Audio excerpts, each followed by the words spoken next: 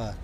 ನಮಸ್ಕಾರ ಸರ್. ನಮ್ಮ ಹೆಸರು ರಮೇಶ್ ದೇವ್ಕರ್ ಅಂಥೇಳಿ, ಉದ್ಯೋಗ ಆಕಾಂಕ್ಷಿಗಳ ಹೋರಾಟ ಸಮಿತಿ ಕಲಬುರಗಿ ಸಂಚಾಲಕರು. ಸೊ ಏನು ಇವತ್ತೇನು ನೋಡ್ತಾ ಇದ್ವಿ, ಎಲ್ಲ ಕಡೆ ಹೋರಾಟಗಳು ನಡೀತಾ ಇದೆ. ಉದ್ಯೋಗ ಆಕಾಂಕ್ಷಿಗಳ ಹೋರಾಟ ಸಮಿತಿ ನೇತೃತ್ವದಲ್ಲಿ ಕೇಂದ್ರ ಮತ್ತು ರಾಜ್ಯ ಸರ್ಕಾರದಲ್ಲಿ ವಿವಿಧ ಇಲಾಖೆಗಳೇನು ಖಾಲಿದ್ದಾವೆ. ಸೊ ರಾಜ್ಯ ಸರ್ಕಾರದಲ್ಲಿ 43 ಇಲಾಖೆಗಳಲ್ಲಿ ಸುಮಾರು 2,84,000 ಪೋಸ್ಟುಗಳು ಖಾಲಿದ್ದಾವೆ. ಕೇಂದ್ರ ಸರ್ಕಾರದಲ್ಲೇ 10 ಲಕ್ಷ ಪೋಸ್ಟ್ಗಳೆಲ್ಲ ಖಾಲಿದ್ದಾವೆ ವಿವಿಧ ಇಲಾಖೆಗಳಲ್ಲಿ. ಈ ಖಾಲಿ ಇರೋ ಹುದ್ದೆಗಳನ್ನೆಲ್ಲ ಭರ್ತಿ ಮಾಡ್ಕೋಬೇಕಂಥೇಳಿ ನಮ್ಮ ಆಗ್ರಹ ಇದೆ. ಯಾಕಂದರೆ ಚುನಾವಣೆ ಸಂದರ್ಭದಲ್ಲಿ ಮತ್ತು ಕೇಂದ್ರ ಸರ್ಕಾರ ಮತ್ತು ರಾಜ್ಯ ಸರ್ಕಾರಗಳು ಯುವಜನರಿಗೆ ಒಂದು ಆಶ್ವಾಸನೆ ಕೊಟ್ಕೊಂಡೇನು ಅಧಿಕಾರಕ್ಕೆ ಬಂದರು.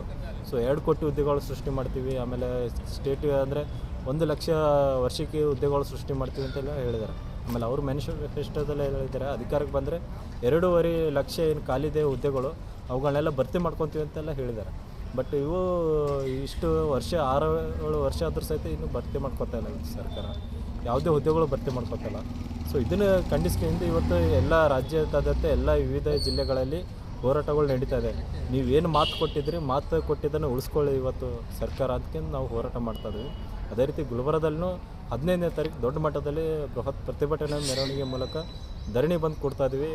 ತಿಮ್ಮಾಪುರ ಸರ್ಕಲಿಂದ DC ಆಫೀಸ್ವರೆಗೂ ಪ್ರತಿಭಟನೆ ಮೂಲಕ ಬಂದ್ಕೊಂಡು ಧರಣಿ ಕೊಡ್ತಾಯಿದ್ವಿ DC ಆಫೀಸ್ ಎದುರುಗಡೆ. ಸೊ ಹಾಗಾಗಿ ಎಲ್ಲ ಗುಲ್ಬರ್ಗ ಜಿಲ್ಲೆಯಲ್ಲಿ ಇರ್ತಕ್ಕಂಥ ಎಲ್ಲ ಕೋಚಿಂಗ್ ಸೆಂಟ್ರು, ಲೈಬ್ರರಿಗಳಲ್ಲೆಲ್ಲ ಪ್ರಚಾರ ಆಗಿದೆ. ಎಲ್ಲ ಉದ್ಯೋಗಾಕಾಂಕ್ಷಿಗಳು ಹೆಚ್ಚಿನ ಸಂಖ್ಯೆಯಲ್ಲಿ ಬರ್ತಾಯಿದ್ದಾರೆ. ಹಾಗಾಗಿ ತಾವು ಕೂಡ ಆ ಒಂದು ಹೋರಾಟಕ್ಕೆ ಬೆಂಬಲಿಸಿ ತಾವು ಕೂಡ ವರದಿ ಮಾಡ್ಬೇಕಂತ ಹೇಳಿ ತಮ್ಮಲ್ಲಿ ಮನವಿ ಮಾಡ್ತಾರೆ. ತಮ್ಮ ಹೆಸರು? ರಮೇಶ್ ದೇವ್ಕರ್, ಜಿಲ್ಲಾ ಸಂಚಾಲಕರು, ಉದ್ಯೋಗಾಕಾಂಕ್ಷಿಗಳ ಹೋರಾಟ ಸಮಿತಿ.